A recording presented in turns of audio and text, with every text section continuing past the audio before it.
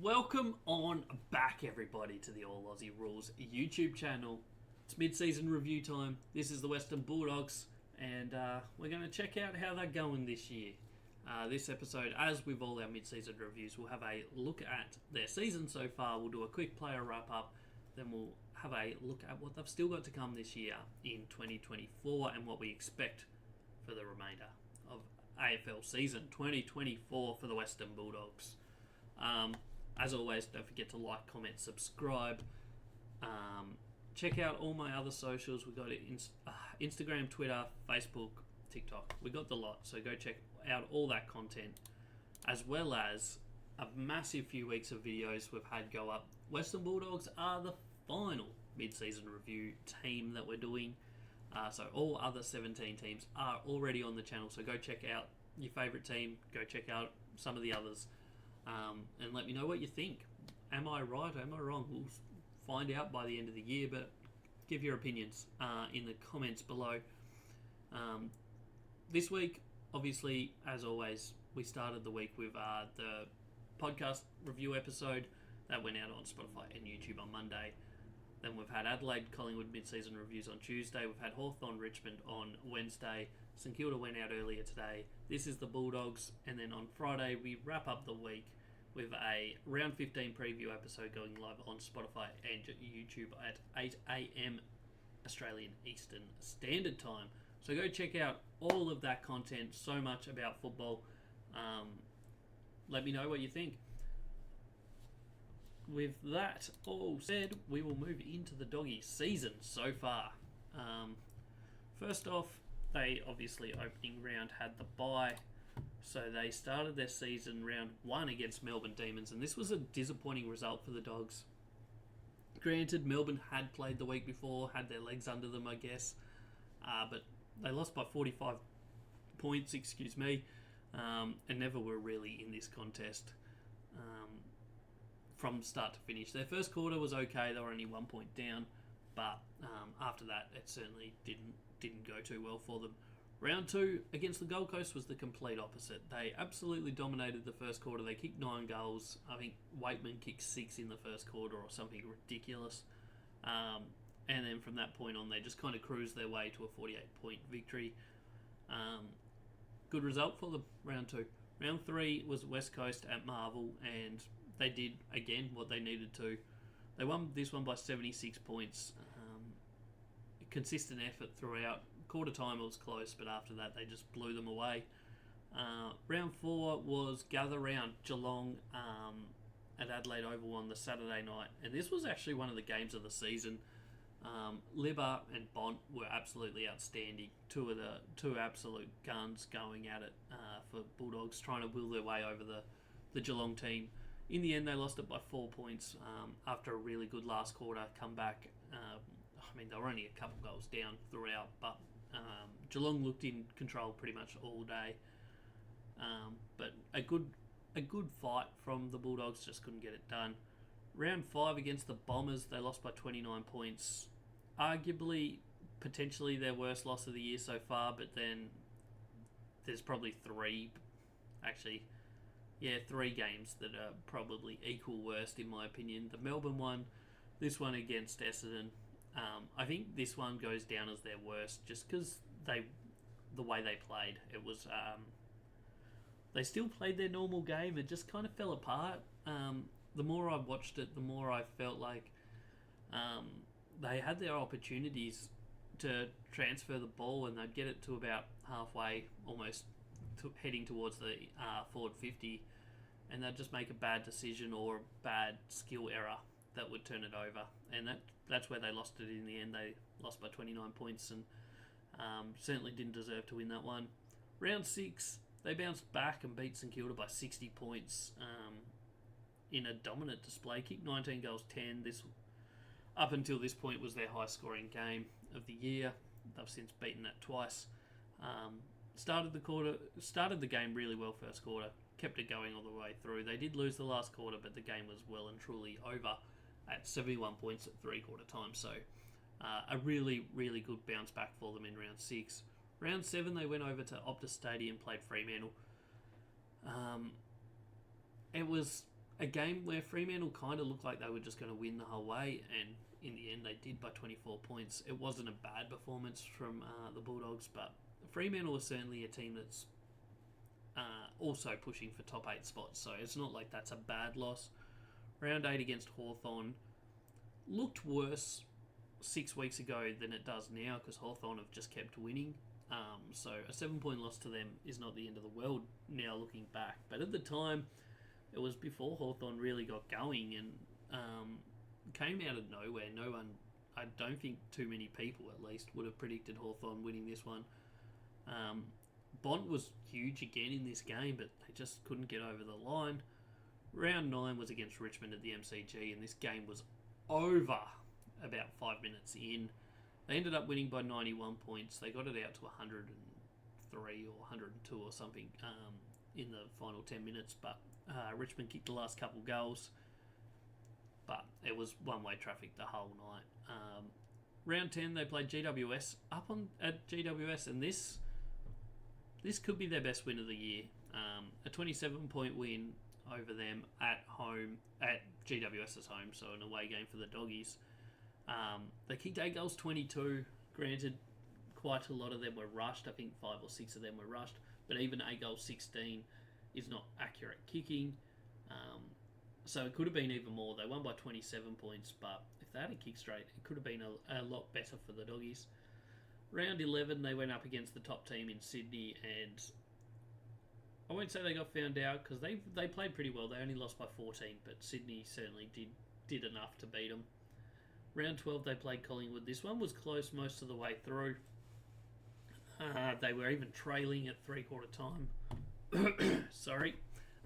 But the last quarter blitz, they kept Collingwood goalless in the last quarter, kicked 5 goals of their own, and ended up winning by 18 points in a good performance from the Doggies.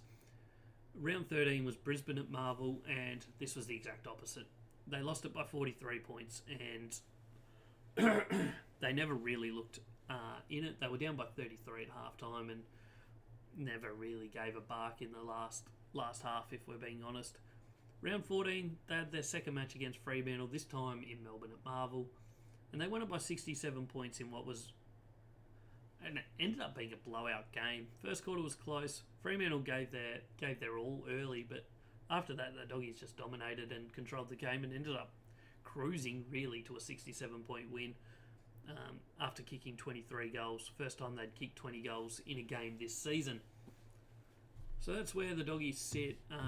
Currently, obviously, they've played an extra game than a lot of the teams around them because they're the last bye. But they are sitting 9th on the ladder. 7 wins, 7 losses. So they've certainly got themselves in a position where they can still push for finals. The percentage is really, really good at 119.7. Second best percentage in the AFL, funnily enough. Third best percentage is also out of the 8, which is Brisbane Lions. Just a weird little stat for the year, really, where Sydney are the dominant team and everyone else is just trying to catch them. Will they be kicking themselves for a couple of those losses? Maybe, but at the same time, they are where they are. Offensively, they're really good. Defensively, they're usually good, except for when they lose. Surprise, surprise. But yeah, that's where they're at. Just outside the 8 at the moment, and I mean, I don't think they lose too many spots this week, no matter what. If Gold Coast and Melbourne win, they'll drop 2 spots, and Brisbane can also jump them. So 3 teams can jump them this week. But 7-7 certainly is a good enough spot that they can challenge if they're good enough in the second half of the year. Having a look at some of their stats throughout the across the board, I guess. First quarter's plus 4.6 points per quarter, 7-7. Second quarter, 8-6 head to head, plus 4.2 points. Third quarter, 6 wins, 6 losses, 2 draws, plus 1.9. And fourth quarter, 9-5, plus 5 points. So positive in all 4 quarters. Last quarters are their best. Third quarters are their worst. But there's not much in it overall. So nothing to concern themselves with in that regard. First half's plus 8.9 points per half, and second half plus 6.9 points per half. So pretty consistent throughout a game. Their disposal count, they're plus 29.9 disposals per game, so no surprise there. 9-5 head-to-head record. In their wins, they win the disposal count 6 out of their 7 wins, whereas when they lose, they've only won it 3 out of 7. So they typically do use the ball a lot more than their opponents when they're winning. They play a high handball game compared to a lot of other teams. No concerns with that. It's just the way they play football and the way they've played football for the last probably 10 years. Inside 50s. Overall, they're plus 6.9 inside 50s per game, which is really, really high. Head-to-head record of 8 wins, 4 losses and 2 draws in their inside 50 count.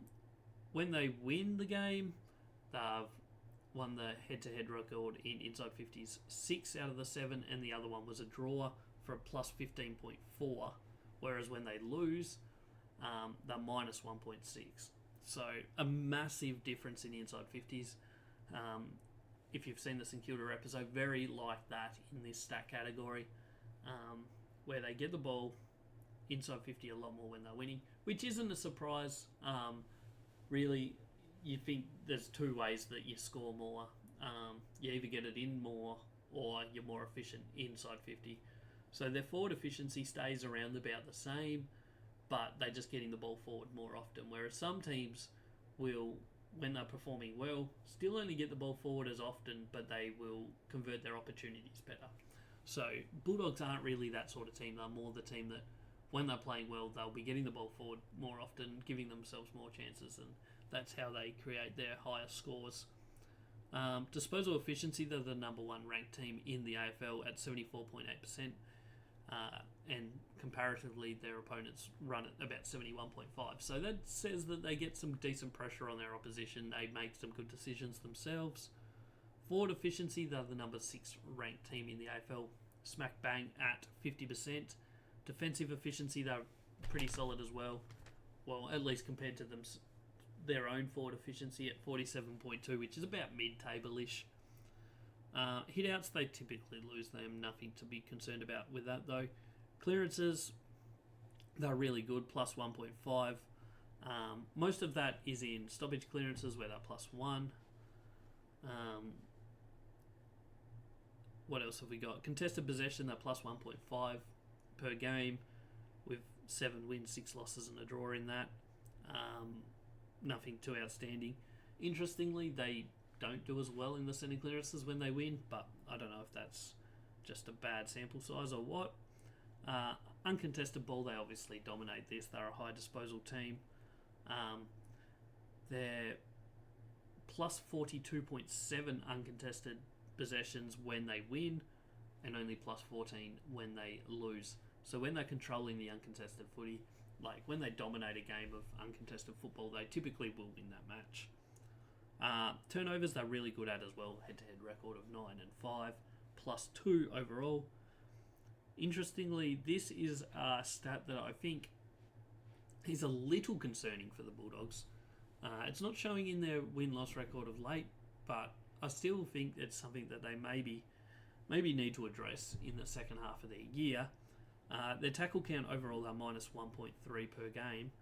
But if you look at their first 9 weeks, they won the head-to-head count 7 out of the 9 times and were plus 4.3 tackles per game. Over the last 5 weeks, they've only won it once, and they're minus 11.4 tackles per game.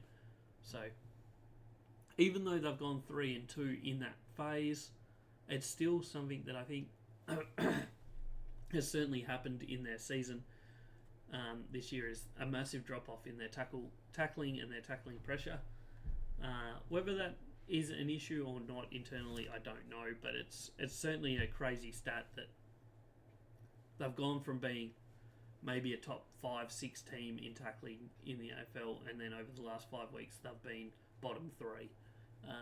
Not a huge concern probably, but it is still a massive drop-off that is a little bit interesting in my eyes at least. We'll now jump across and have a look at some of their players. First of all, no doubt about it. Bont's their best player. He's clearly one of the best three players in the AFL this season so far. It's him, Heaney, and Nick Dacos. Everyone will probably have their opinion on who's the best so far this year. I personally think that Bont's probably there now. Heaney started the year better. Bont's been more consistent across the 14 weeks, in my eyes at least. He's kicking goals. He's getting a lot of goal assists. He's getting a lot of ball. He's getting clearances. He's doing it all. I think Adam Treloar is also kind of going a little bit under the radar a bit. He's averaging 32 disposals, 6 clearances a game. He's been really good as well. Outside of that, Bailey Dale's been good. Libba, he has missed a few games, but he was outstanding quite a few games early, especially the Geelong loss. Ed Richards has developed into a really handy midfielder, especially when Libba's been not in the team. Sam Darcy as a tall forward has been a great pickup for them as well. He's averaging 2 goals a game and really showing some strong development. Norton's also getting 2 goals a game. I think he's been a bit down at times, but I think nothing too concerning there. Riley Sanders, as a first-year draft pick this year, has been good. He's not always in the good books, I don't think, with Beveridge, but his development, certainly this year is a development year for him, and I think he'll be better for it. Waitman's been getting goals. He obviously missed a big chunk with a shoulder injury. I think he missed about 6 or so weeks, maybe more. But he's averaging 2.1 goals a game, so he's been really good. Ugle-Hagen's doing okay. I think they probably would be hoping for a little bit more out of him, but he's getting 1.9 goals per game, so it's not terrible by any stretch of the imagination. I think Riley West has also been really good as a small forward for them as that option as a small forward when Waitman's not there, and also as a backup for Waitman. Looking now towards what they have for the rest of the season. Round 16, they have North Melbourne at Marvel Stadium. They then follow that up at Adelaide Oval against Port Adelaide. Carlton back at Marvel. Geelong down at the Cattery. Then the toughest assignment in football this year, Sydney Swans at the SCG. Melbourne at Marvel Stadium. Adelaide at Adelaide Oval. So they've got 2 more trips to Adelaide and 1 to Sydney. And then they play North Melbourne for a second time in this run, again at Marvel Stadium, and finish the season with GWS at Mars Stadium in Ballarat. Is it Ballarat or Bendigo? Wherever Mars Stadium is, you know what I mean. Bendigo, I think. I don't know. One of the two. Let me know. I'm a dumb. Anyway, looking at that, couple winnable games, couple tough games. So, first of all, obviously they'd be expecting to win the 2 North Melbourne games. Melbourne at Marvel Stadium, they would probably be expecting to win that one as well. Outside of that, it's a reasonably tough run home. GWS at Mars Stadium, they'll be hoping to win that one. It's a home game for them to finish the year. That gets them 4 wins to 11, so they still need to find 2 more out of the Port Adelaide, Carlton, Geelong, Sydney and Adelaide games. Adelaide's probably a very good chance for them to get a win there. That gets them to 12. They could get through with 12 with their high percentage, but also I think they might need 13 just in case. So definitely doable. 13 6 wins, 3 losses in this stretch. They certainly have winnable games. Unfortunately for them, though, they've also got some really tough games. I can't see them winning the Sydney one. The Geelong one, they could potentially. Carlton at Marvel Stadium's not a complete write-off. That could go either way, depending on which Carlton and which Bulldogs shows up on the night. So certainly a chance. I think they have to make finals. It's a waste of a season for them if they don't. They're 7-7 at the moment. And they've blown some teams out of the absolute water, and some decent teams out of the water. if they can tidy up their consistency, they would be clearly a top 4 team.